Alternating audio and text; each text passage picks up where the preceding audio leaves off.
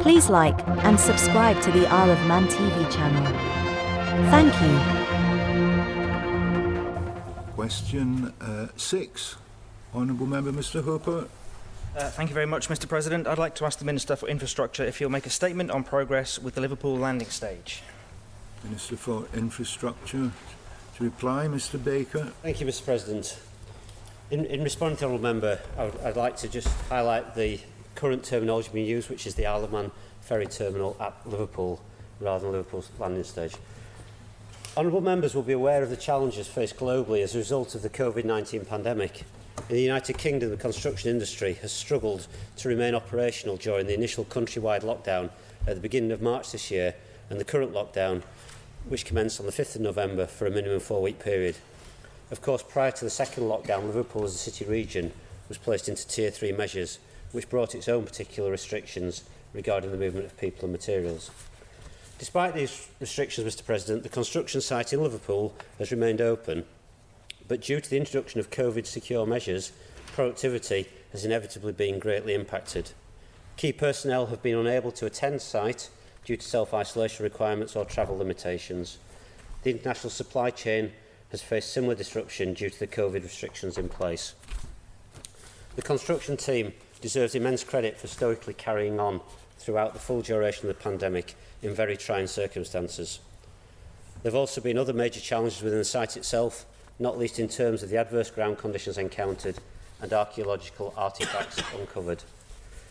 However, in the last month, the project has reached a significant milestone with the completion of below-ground works and the commencement of the foundations of the main terminal building. Works to infill the dock are due to commence in January next year.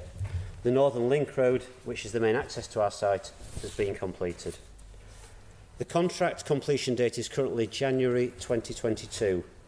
However, the construction team is endeavouring to mitigate the delays encountered against a continuous backdrop of uncertainty with the ongoing impacts of COVID-19 and also the potential impacts of Brexit. Thank you, Mr President. Supplementary question, Mr Hooper. Thank you very much, Mr President. I'd like to thank the Minister for that roundup. What I didn't hear him mention actually was any cost implications of the delay. So I think we all appreciate there will have been a delay in relation to the development of the new Isle of Man ferry terminal at Liverpool. But I appreciate that there must be some implication on actually what this is now costing us and what is going to cost us. If the Minister could please advise what the cost has been to date. Please like and subscribe to the Isle of Man TV channel. To be on completion Thank compared you. to what was originally budgeted for. Mr Baker. Thank you, Mr President. I would, of course, highlight to the Honourable Member that the questions around the spend to date are covered by his written question. However, I can confirm that the spend to date has been £15.3 million against a budgeted figure of £19.3 million. The original project budget was £38,054,000. When forecasting final spend to completion above the original budget, we've got further work to do, and that work is underway. However, the project design team is already warning the department to expect the final outturn cost to be further impacted due to the COVID-19 lockdown in England and any further COVID-19 effects on work in the short to medium term. As soon as the department has clarity over any expected spend and the anticipated final cost, if it differs from the budget, we will of course be talking to Treasury accordingly. Honourable Mr Speaker. Thank you. Could I just ask the Treasury, so the Infrastructure Minister, to remind us how this project was procured and what actions are being undertaken to mitigate any cost rises? Minister to reply. Thank you very much, Mr President. In terms of the procurement, it went through a full competitive tender process, as one would obviously expect. The project team is a very professional and well-respected project team, with Turner and Townsend acting as project manager, with ACOM, the design lead, and also the marine design and the civils and structural engineer and the contractor is the well-respected firm of John Sisk Limited.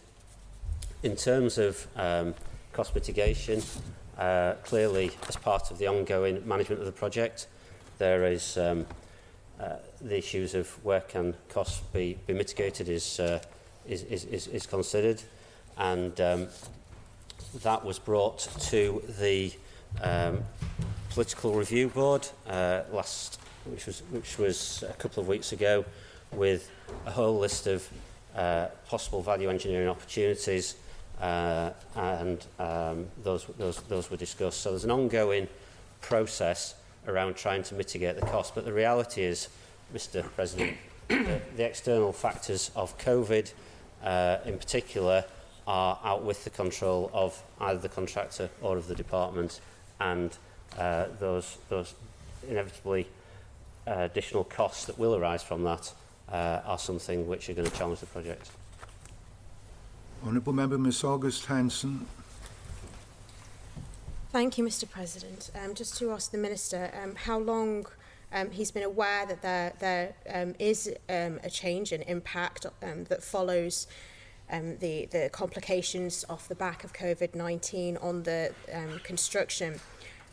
We all know that time equals money. Now, in the programme for government that we agreed to last month, it said that the Liverpool landing stage would be completing in July 2021. So I'm wondering, I suppose, why that was in the programme for government for that date, and also if the Minister will commit to update Tynwald members as soon as possible on how much more this is likely to have cost. Thank you, Mr. President. Minister. Thank you very much, Mr. President. Clearly, we're all aware of the COVID situation in the UK, and it's abundantly obvious to everybody that productivity around things like construction sites has been affected. In terms of the specifics that the honourable member has asked for, the programme for government reflects the original completion date, which is July 2021. The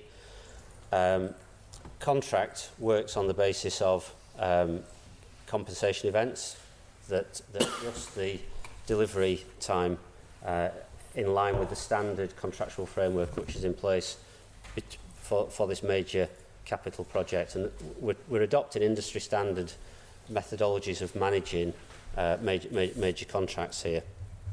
In terms of additional cost, as I've said, clearly there is a challenge resulting from the Please like and subscribe to the Isle of Man TV channel. Have clarity Thank you. as to the extent of the cost challenge yet.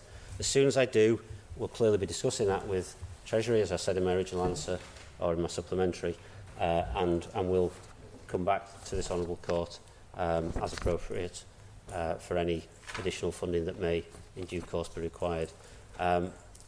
We're obviously attempting to mitigate some of those cost pressures. However, it's very difficult to do that without degrading the quality of the end deliverable from the project. And given that this is the gateway to the Isle of Man, it is a strategic capital investment which will serve us well for many, many years. I am very, very reluctant to take out value from the end solution, because we can easily save money in the short term and repent at our leisure and regret those actions. Having said that, it's absolutely right that the project team is exploring every angle and raising for consideration opportunities to take cost out. It's equally right that there is proper deliberation around those to make sure we make the right decisions. But I'm very happy to update this honourable court when I have greater clarity. Honourable Member Miss Edge.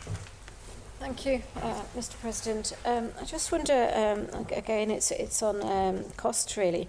When it was launched, it was 30 million. Then when we had a news release about it, it was 31.5 million. We're now up to 38 million.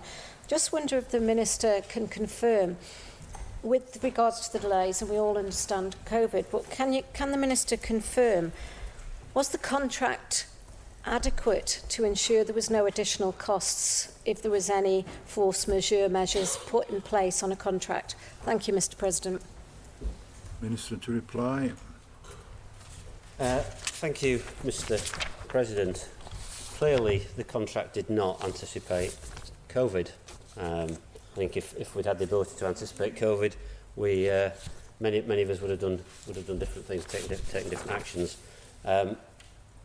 The Attorney General's chambers have been fully engaged in the contractual arrangements, and we've got the full team of professionals around us. So I'm quite happy that we've gone into this in the appropriate manner. And something like COVID clearly is not within the contractor's control. However, there may be other aspects that are within the contractor's control, and as part of refining the final cost, there's a continuous process of challenge between contractor and client to make sure that we only pick up the appropriate costs from the project, and that's why it's really important to have the right team of professionals around us and to have that right process. And I am very, very confident that we do have that. And in terms of the honourable members' reference to different budget numbers, the budget for the project is £38,054,000. Honourable Member Mr Hooper. Thank you very much, Mr. Speaker. Given the amount of uncertainty that seems to be around what this might Please cost like when it might and actually subscribe get to the delivered, Isle of Man can the Minister TV channel. confirm what the situation Thank is you. with the current landing stage in Liverpool and how long that contract has been extended until? Minister. Thank you, Mr. President.